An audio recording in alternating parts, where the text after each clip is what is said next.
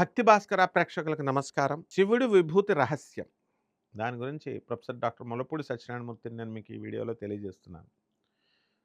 వందే శంభుం ఉమాపతిం సురగురుం వందే జగత్కారణం వందే పన్నగభూషణం మృగధరం వందే పశూనాం పతిం వందే సూర్య శశాంక వన్హినయనం వందే ముకుంద ప్రియం వందే భక్తజనాశ్రయం చ వరదం వందే శివం శంకరం.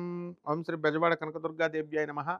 శ్రీ బెజవాడ దుర్గామల్లేశ్వరాభ్యాం నమః. ఇప్పుడు శివుడు అనగానే లయకారకుడు. లయకారకుడి డ్యూటీ ఏమిటండి? ఆయన చంపేస్తాడా? ఇదేంట్రా బాబు చంపేసేవాళ్ళని పూజ చేస్తున్నారు అనుకునేవాడిని నేను చిన్నప్పుడు. మా గురువుగారులు చెప్పినప్పుడు. ఈ అర్థం చేసుకోవాలన్నమాట. బ్రహ్మదేవుడు సృష్టిని సృష్టిస్తాడు. మనల్నందరినీ పుట్టించి చిన్నపిల్లల్ని స్కూళ్ళల్లో వేస్తాం. చిన్నప్పుడు విద్యాభ్యాసం అన్నీ చేయిస్తాం. తర్వాత వాడికి తిండి పెట్టాలి కదా! మరి అది తిండి పెట్టి అడ్మినిస్ట్రేషన్ చేయాలి కదా! వాడు మంచిగా డ్రెస్సులు వేసుకెళ్తున్నాడా లేదా? స్కూల్‌కి కరెక్ట్‌గా వెళ్తున్నాడా లేదా? ఇవన్నీ చేసేది విష్ణుమూర్తి. బ్రహ్మదేవుడేమో సృష్టి చేస్తాడు. సరే మంచిగా ఉండండిరా బాబు జనం అని చెప్పి సృష్టించేసి పెద్దవాళ్ళని చేసి పెళ్ళి అన్నీ చేశారు. పిల్లలకి అన్నారు అంతా మంచి ధర్మంగా వెళ్ళండిరా బాబు అంటే వీళ్ళు లోకకంటకులైపోతే ఏం చేశాడు చెప్పు? నరకాసురుడు లోకకంటకుడైపోతే సత్యభామ భూదేవి కన్న తల్లి మీద చెప్పిన మాట వినకపోతే కృష్ణుడు తల్లి చేత చంపించేశాడు. ఈ విధంగా ఏమిటంటే ఆ లయకారత్వం అనేటటువంటిది శివుడి యొక్క ఇది.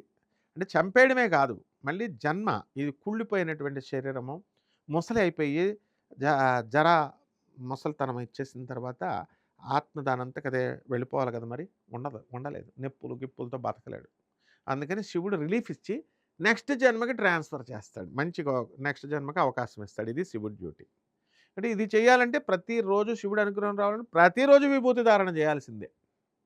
మా గురువుగారైనటువంటి పరమపూజ్య సుందర చైతన్య స్వాముల వారు మాకు చిన్నప్పటి నుంచి ఇప్పుడు దాకా కూడా చెప్తానే ఉంటారు.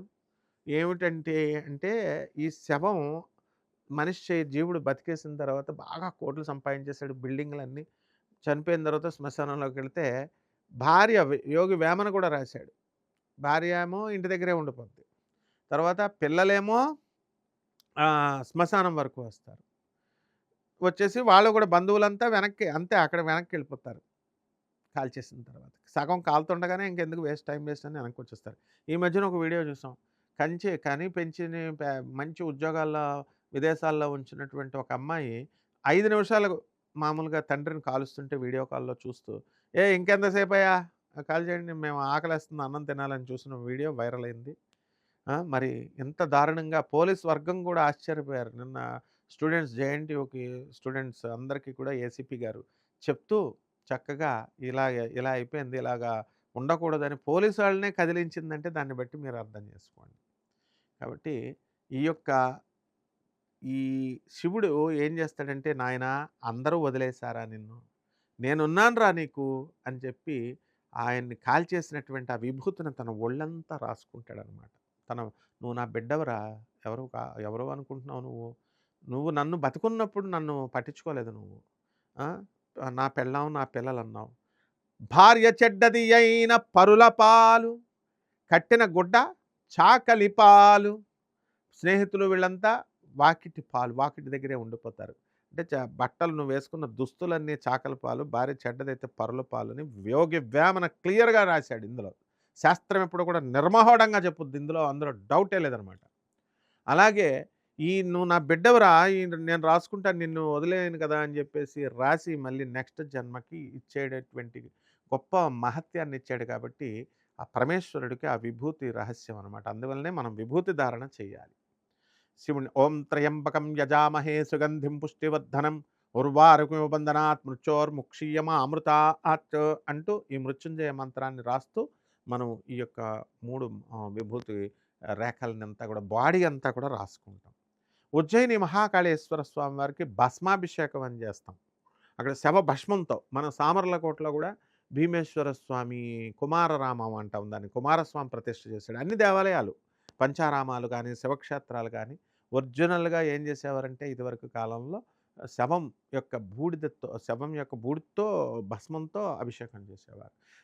మీరు శివాలయాలు చూడండి ఎక్కడో శ్మశానంలోనే ఉంటాయి అవి ఎక్కువగా. ఆ పొగ రోజు కాశీలో కూడా విశ్వనాథుడికి రోజు ఒక పొగ వెళ్ళాలి. మరి అటువంటి భస్మం యొక్క గౌరవాన్ని గురించి, దాని యొక్క మహత్య గురించి సాక్షాత్తు ఆ శివుడి అంశ బ్రహ్మ, విష్ణు, మహేశ్వరులు ముగ్గురు కలిసి దత్తాత్రేయ స్వామి వారు కూడా గురు చరిత్రలో క్లియర్‌గా భస్మధారణ యొక్క ఉపయోగం గురించి చెప్పారు. ఏమిటండి అంటే, ఒక వేద పండితుడు తాను గర్విస్తారిద్దరు. వచ్చి మాతో వాదించండి, మాతో వాదించండి అని చెప్పేసి వస్తే, ఆ దారిన వెళుతున్నటువంటి ఒక మాదిగ వ్యక్తిని, పంచమ కులానికి చెందినటువంటి అతన్ని నృసింహ సరస్వతి స్వాముల వారు పిలిచి, ఆయన్ని 7 గీతల విభూతితో ఇలా వేయమంటారు. విభూతిని వేసిన తర్వాత లైన్స్ వేసిన తర్వాత ఒక్కొక్క జన్మను రమ్మంటే నువ్వేంటి అంటే, నేను ఒక జన్మలో వైశ్యుడిని, ఒక జన్మలో ఇది అని చెప్పేసి, ఏడో జన్మలో సాక్షాత్తు వేద పండితుడిని అని చెప్పేసి, ఆ వేదం అయితే నువ్వు పఠించు అనంటే పఠిస్తాడు. వేదం పఠించేసరికి వాళ్ళ బిత్తరపోయి పారిపోతారు ఆ వేద పండితులు. ఆ తర్వాత వచ్చింది అసలు ప్రాబ్లమ్. వీడు వీళ్ళ భార్య వస్తది. మాదిగాయన భార్య వచ్చి, "రా ఇంటికి పోదాం" అంటే, "హేయ్! నేను విప్రుడిని నేను. ఎవరనుకుంటున్నావు నేను వేద పండితుడిని నేను" అని చెప్పేసి, "నేను ఇంటికి రాను నువ్వెవరివో" అంటుంటే, ఆడి ఒంటికి కట్టిన ఆ విభూతి దులపండ్రా నాయన అప్పటిదాకా ఆయన అలా రెచ్చిపోతాడని నృసింహ సరస్వతి స్వామి వారు చెప్తే, ఆ విభూతి దులిపేస్తే అప్పుడు ఆహా! నేనా ఇప్పుడు కట్టుకోండి కదా! నేనొస్తున్నానని చెప్పేసి ఇంటికెళ్ళిపోతాడు. అంటే ఆ విభూతి అంత పరమ పవిత్రమైనది కాబట్టే భస్మగడ్డ అని మనం గాణగాపురంలో దత్తాత్రేయ స్వామి వారు మట్టితో భార్గవ జమదగ్ని మహర్షి పరశురాముడు యజ్ఞం చేశాడు. జమదగ్ని మహర్షి యజ్ఞం చేశాడు అక్కడ పరశురాముడి పేరు మీద. ఆ మట్టి అంతా కూడా మేము విభూతి రాసుకుంటాం మనం. అంత మహిమ కలిగింది. కాబట్టి ప్రతిరోజు కూడా మీరంతా కూడా పూజ చేసినా చేయకపోయినా భస్మ భస్మోద్ధుళితమైనటువంటి మహేశ్వరుడు భస్మాంగరాగాయ మహేశ్వరాయ అంటాం. భస్మధారణ చేస్తే చాలు మీరు. మీరు అందరికి కూడా ఎక్కడ మామూలుగా నడవాల్సినటువంటి మీ ప్రయాణం, మెట్లెక్కి నడవాల్సిన మీ ప్రయాణం లిఫ్ట్‌లో వెళ్తున్నట్టుగా, నడిచి వెళ్తున్నటువంటి మీరు కారులో వెళ్తున్నట్టుగా, ఫ్లైట్‌లో వెళ్తున్నంత స్పీడ్‌గా మీ జాతకం మారకపోతే నన్నడగండి.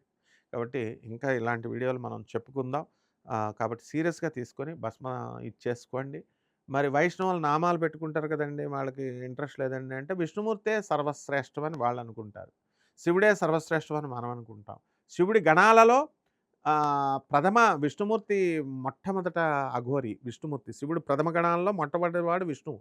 అలాగే విష్ణుమూర్తి గణాలలో భక్తుల్లో శివుడు మొట్టమొదటి భాగవతోత్తముడు. శివాయ విష్ణు రూపాయ విష్ణు రూపాయ శివాయ విష్ణు రూపాయ తర్వాత శివస్య హృదయం విష్ణుః విష్ణోస్య హృదయం శివః.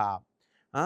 తర్వాత ఈ యొక్క శివుడే విష్ణువు అని, విష్ణువే శివుడని మనకు శాస్త్రాలు చెప్తున్నాయి. అందుకే ఏమంటాం నమఃశివాయ శాంతాయ అని అంటాము. ఆ పుస్తకంలో క్లియర్‌గా శివుని యొక్క మహిమ గురించి, భస్మం యొక్క మహిమ గురించి చెప్పబడింది. శుభమస్తు.